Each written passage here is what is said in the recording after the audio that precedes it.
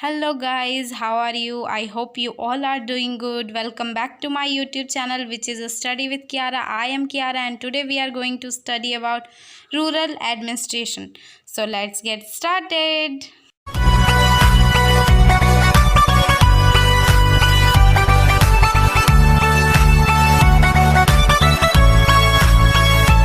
आज का हमारा चैप्टर है rural administration.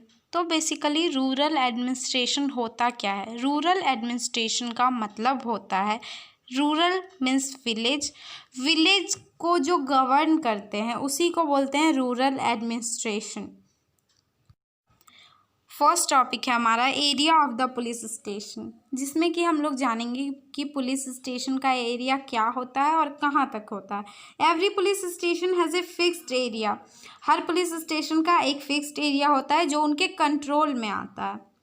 All persons of a particular area can register complaints in their local police, जितने भी पर्सन्स होते हैं उस पार्टिकुलर एरिया में वो लोकल पुलिस स्टेशन में जाके अपना कंप्लेन दर्ज कर सकते हैं। वो किसी और एरिया के पुलिस स्टेशन में जाके अपना कंप्लेन नहीं दर्ज कर सकते, उनको उस पर्टिकुलर एरिया के अंदर जो पुलिस स्टेशन आता है वहीं पे जाके कंप्लेन दर्ज करना होता है। The complaints can very from theft, injury, fight और एक्सीडेंट्स। कंप्लेन बहुत सारे मामलों में की जाती है, जैसे कि या तो चोरी हो गई, इंजरी हो गई, फाइट्स और accidents.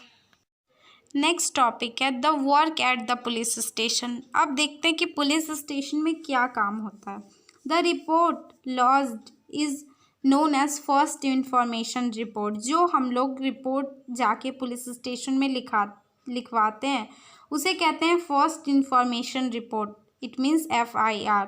The station house officer, ये फुल फॉर्म काफ़ी ज़्यादा इंपॉर्टेंट है, इसे आप लोग बहुत ध्यान से देखें। स्टेशन हाउस ऑफिसर जिसे बोलते हैं SHO is in charge of every police station. ये इंचार्ज होते हैं हर पुलिस स्टेशन के। To get a case register one has to report in writing at the police station. जैसे ही कोई केस रजिस्टर होता है, कोई एक बंदा पुलिस स्टेशन का वो रिपोर्ट लिखता है। Then the police officials examine the case and take decision as per the law. उसके बाद जो पुलिस ऑफिसर्स होते हैं वो एग्जामिन करते हैं क्या केस है, कैसे केस है, और लॉ के अकॉर्डिंग उस केस पे एक्शन लिया जाता है। In the rural areas disputes occurs over land very often. Rural areas में ज़्यादातर देखा जाता है कि जो डिस्प्यूट्स हो रहे हैं, जो विवाद हो रहे हैं, वो सबसे ज़्यादा लैंड को लेकर के होते हैं। नेक्स्ट टॉपिक है maintenance of land records. Land records का मेंटेनेंस कैसे होता है? Measuring land and keeping land records is the main work of patwari. Patwari जो होते हैं उनका मेन काम ही यही होता है कि वो मेज़र करें लैंड और लैंड का रिकॉर्ड्स रखें, क्या लैंड है, कितना लैंड है। The patwari is known by different names in different states. Patwari जो होते हैं उनका अलग अलग नाम होता है अलग अलग स्टेट्स में।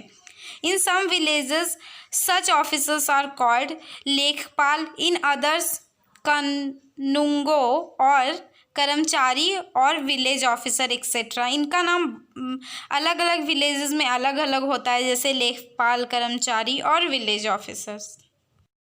नेक्स्ट है functions of patwari. Means patwari का क्या फंक्शंस होता है। The patwari maintains and updates the records of the village. Patwari जो होते हैं वो मेंटेन करते हैं रिकॉर्ड्स विलेजेस के। Responsible for organizing the collection of land revenue from the farmers and providing information to the governments about the crops grown in this area. ये responsible होते हैं, लैंड रिवेन्यू का कलेक्शन करते हैं ये, और ये इन्फॉर्मेशन भी गवर्नमेंट को प्रोवाइड करते हैं कि इस एरिया में कितना क्रॉप्स ग्रोन हुआ है, जिससे कि जो गवर्नमेंट है उनको एक प्रॉपर डेटा मिलता है कि वो उससे पता कर सके कि हाँ इसमें कितना, इस एरिया में अनाज टोटल प्रोडक्शन हुआ है इस साल। द रेवेन्यू ऑफिसर और tehsildar come under the district collector. जो डिस्ट्रिक्ट कलेक्टर होते हैं उसके अंदर आते हैं रेवेन्यू ऑफिसर्स, जिसे हम लोग तहसीलदार भी कहते हैं। The tehsildar is responsible for supervising the work of patwari regarding collection of land revenue. Tehsildar जो होते हैं उनका वर्क ये होता है कि वो सुपरवाइज करते हैं पटवारी का वर्क, जो पटवारी वर्क करते हैं तो उन्हीं को ये सुपरवाइज करते हैं।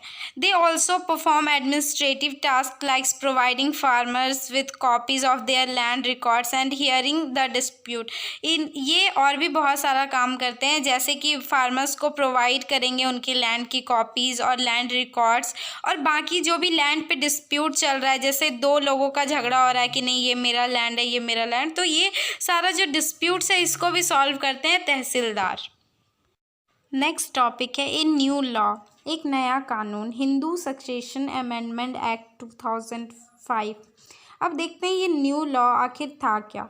The Hindu succession amendment act 2005 came into force from September 2005। ये जो हिंदू सक्सेशन एक्ट है ये सितंबर 2005 में आया था। In the new laws sons daughter and their mothers can get an equal share in the land. इसका मतलब कि जो सन है, डॉटर है और उनकी मदर है, उनको इक्वल शेयर मिलेगा लैंड का। ऐसा नहीं कि सिर्फ लैंड है तो वो बेटे को ही दिया जाए, ऐसा बिल्कुल भी नहीं है इस लॉ में। इस लॉ में ये था कि लैंड जो है वो सन और डॉटर्स में इक्वली डिस्ट्रीब्यूट किया जाना चाहिए। The same law will apply to all state and union territories of the country. ये जो लॉ आया ये सारे स्टेट्स में, यहाँ तक कि यूनियन टेरिटरी में भी अप्लाई किया गया, जिसमें कि बेसिकली ये बताया गया कि डॉटर्स है उनको भी इक्वल राइट है उनके पेरेंट्स के लैंड पे, ऐसा नहीं कि सिर्फ सन को राइट है। तो ये काफ़ी अच्छा इम्पॉर्टेंट लॉ, न्यू लॉ बनाया गया जो कि सितंबर 2005 में अनाउंस किया गया था। So guys, this is all about today's video. I hope you will like this video. If you like this video then please do subscribe to my YouTube channel which is Study with Kiara. Stay tuned for new updates. Thank you so much.